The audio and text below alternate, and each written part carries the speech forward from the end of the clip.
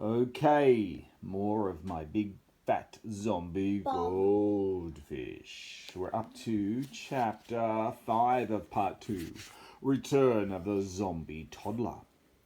As I ran over to the classroom door to see where Pradeep's mum was, Pradeep hid under the computer table.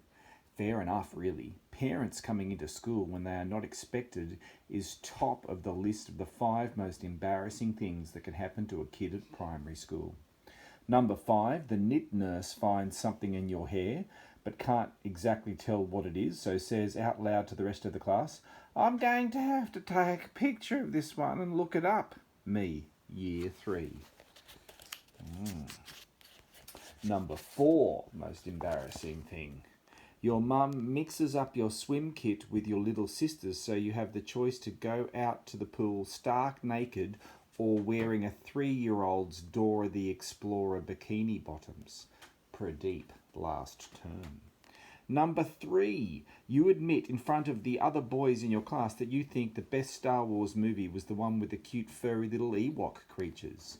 This kid called Ben just before half term. He never came back to school.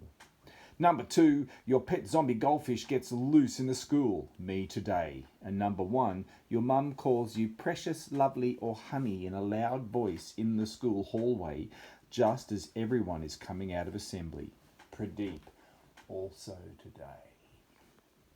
I peeked around the door and saw Mrs. Kumar looking into the classroom across the corridor. Kids were sniggering as they walked past, and I could hear whispers of, "Isn't that Pradeep's mum?" "Come along, Samina," Mrs. Kumar called, gently pulling Pradeep's little sister by the hand. "We'll have to take Pradeep's lunch to the office." Mr. Swanson came into the IT room, followed by loads of kids, so Pradeep had to get out from under the table. "Tom, they're still online," Pradeep said as he sat up at the desk. "If we can track down which computer in the school they're using, then maybe we can shut the website down." Pradeep's hands tapped away at the keyboard at the speed of light. "I got 'em," Pradeep said. "They're in the science lab upstairs." "That's not fair," I said. "That's where Mark told us he was going to be, and he usually lies, so that's the last place I would look." "Actually, when you think of it that way, it's pretty clever," said Pradeep. Then we looked at each other. "Must have been Sanj's idea," we both said together. "I'll head up and recon what they're doing in the lab," I said to Pradeep. "We'll keep in contact with clicks. There's a button on our walkie-talkies for tapping out Morse code. Pradeep and I haven't actually learned the real Morse code yet, so we do 2 different tunes with the clicks to say how things are going. If everything is fine, we click short, short, long, short, short, long, short, short, short, short, long, to the tune of Jingle Bells. If it's an emergency, we click short, short, long, long, short, short, long, long, which is London's Burning. I got another loo pass from Mr. Swanson. He must have thought I had serious bladder problems, and headed out into the hall. Just as I reached the staircase, I heard a familiar voice. "Swishy little fishy," Sammy chanted as she skipped along the hallway in front of Pradeep's mum. I looked at Sammy. Her eyes stared through the display board on the wall and up my left nostril, the zombie stare. Frankie had hypnotized Sammy again, so he must be close by. "Tom," Mrs. Kumar said, "the secretary told me that Pradeep would be in one of these classrooms up here doing computer things. Do you know which one? I've brought his lunch." Sammy was holding Pradeep's teddy bear lunchbox, the one he keeps trying to lose or destroy, and his mum keeps finding and fixing. He even let the school bus run over it, but it still didn't break. I bet in 1,000 years' time, archaeologists will find Pradeep's teddy bear lunchbox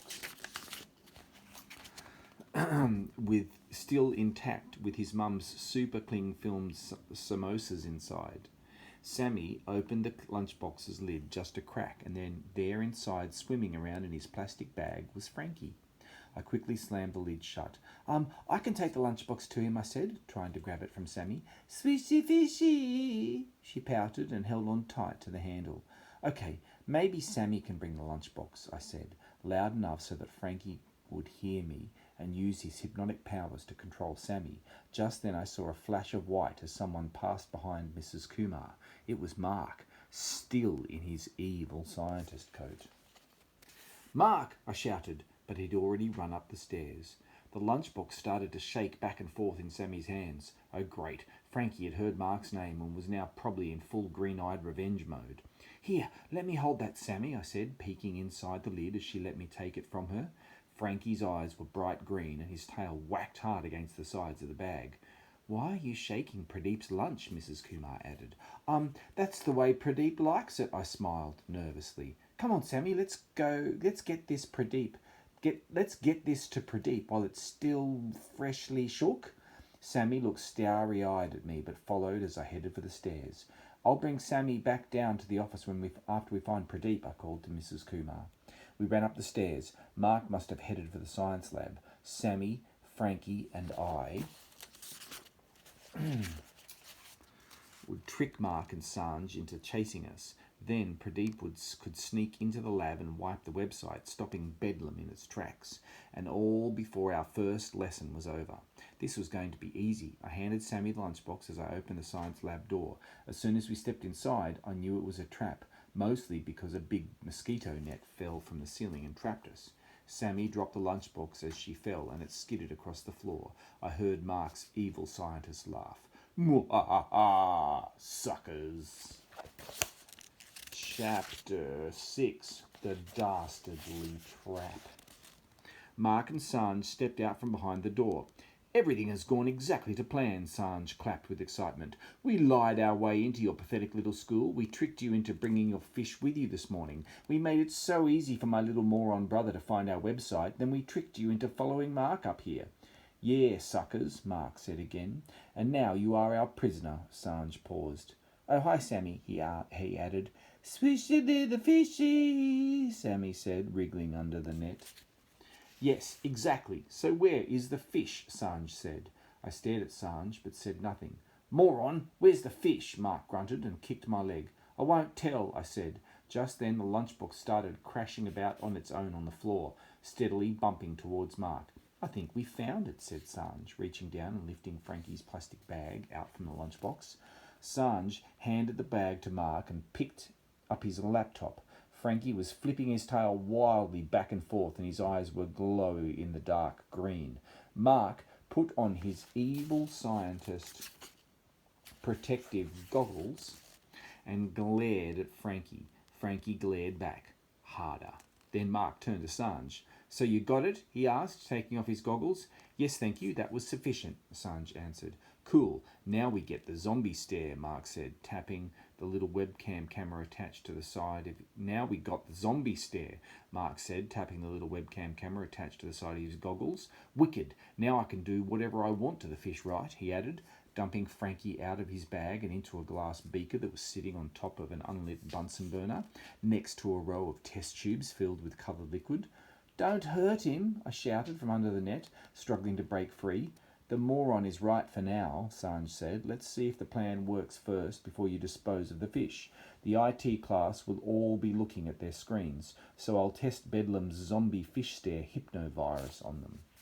Oh no. Sanj hit some buttons on his computer and an image streamed onto the whiteboard in the science lab. He must have set up a secret camera in the IT room. You could see the back of Mr. Swanson's head and then all the kids in front of him looking at their computers. "Sanj, Pradeep is in there. What will it do to him?" I said. "Let's see." Sanj smiled an evil smile and hit send. I watched the whiteboard. The millipedes and cockroaches were now using my stomach as a bouncy castle. I didn't know what was going to happen, but I knew it wouldn't be good. Pradeep was right at the back of the classroom. So I couldn't see his face very well, but all the other kids were sitting at their screens and staring like zombies. Then Pradeep's mum walked into the room and started talking to Mr. Swanson, but as soon as she glanced at the computer screen, she immediately... Oh no.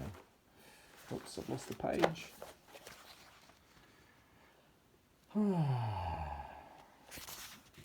She immediately stared at the wall and up Mr. Swanson's left nostril. Mr. Swanson was clearly zombified too. Sammy looked at the image of her mum on the whiteboard. "Swishy fishy mummy," she chanted. "I think you're right, Sammy," I whispered. "Mum," Sanj said, surprised. "Oh well, that will keep her out of the way." Result, Mark said, punching the air. Then he looked confused.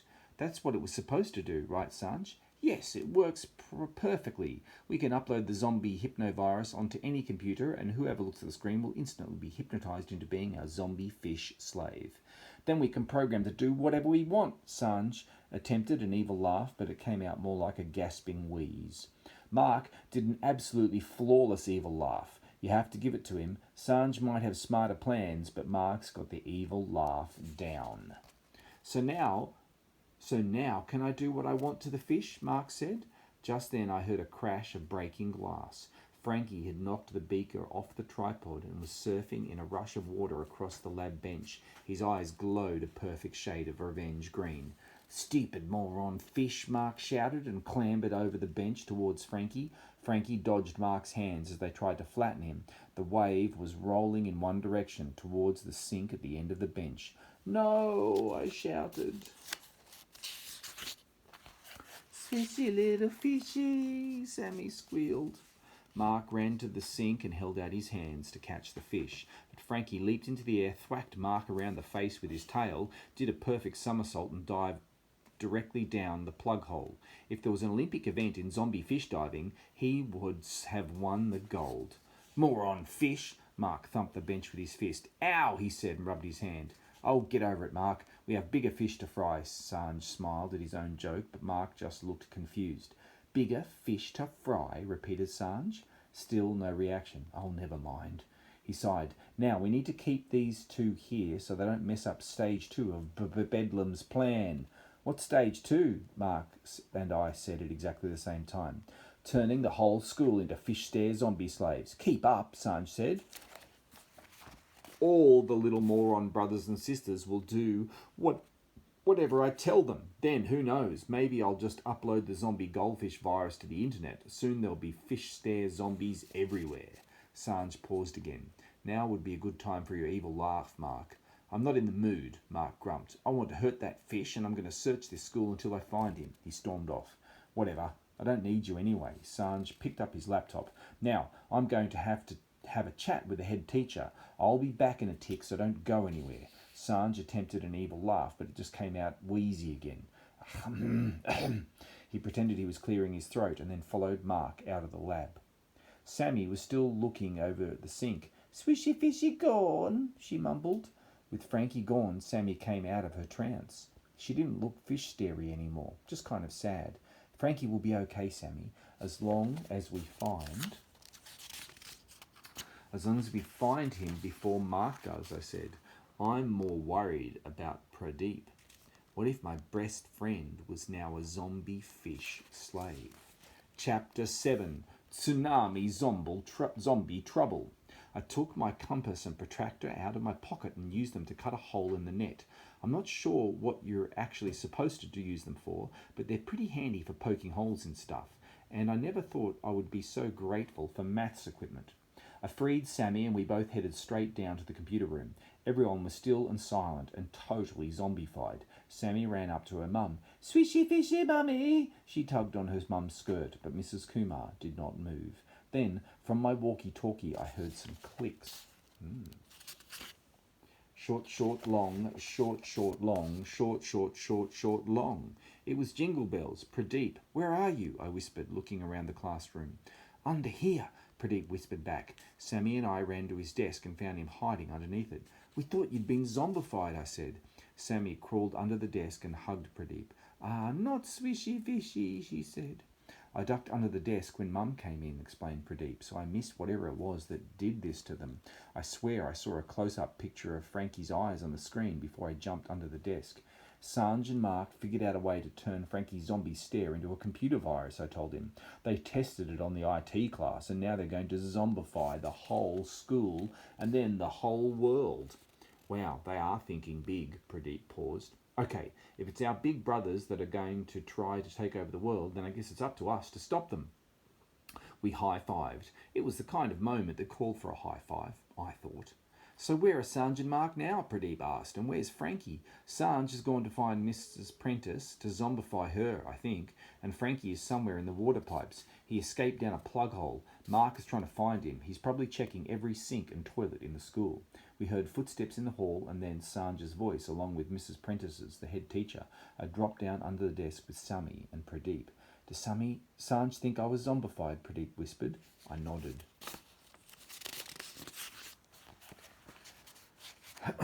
Then I can go undercover and see what he's going to do. No one will suspect a fish zombie, he said, and then he slowly sat back up on his chair. I tugged on Pradeep's trouser leg, and when he looked down at me, I did zombie eyes at him to remind him to put on the stare. He immediately started staring up Susan Renwick's left nostril and at the wall. Pradeep is a pro. Sanj, in his best innocent voice, said to Mrs. Prentice, I'm not sure what happened. I think it was something on Mr. Swanson's computer that he was reading. Have a look. Sanj turned the computer screen to face Mrs. Prentice and pushed a button on the keyboard. In a second, Mrs. Prentice was mumbling, Swishy little fishy. This is just too easy, Sanj said, and did his sinister wheeze again. Now come with me, Mrs. Prentice. And all you lovely fishy zombies, we're going to the hall to make an announcement to the school. Pradeep stood up and joined the line of zombie kids following Sanj. We'll take care of Mark and find Frankie, I whispered. You try and stop Sanj. Sammy and I waited until everyone had left the room before we came out from under the desk. Just as we got to the door of the classroom, we heard a flush, then another, then another, then another, then a cry of, I'll find you, fish, you can't hide from me. Mark, Sammy and I said together. We peeked around the corner into the hallway. The boys' toilets were next door. That's where Mark was, which meant Frankie was probably nearby too. Okay, there were 3 reasons why I couldn't take Sammy into the boys' loos with me.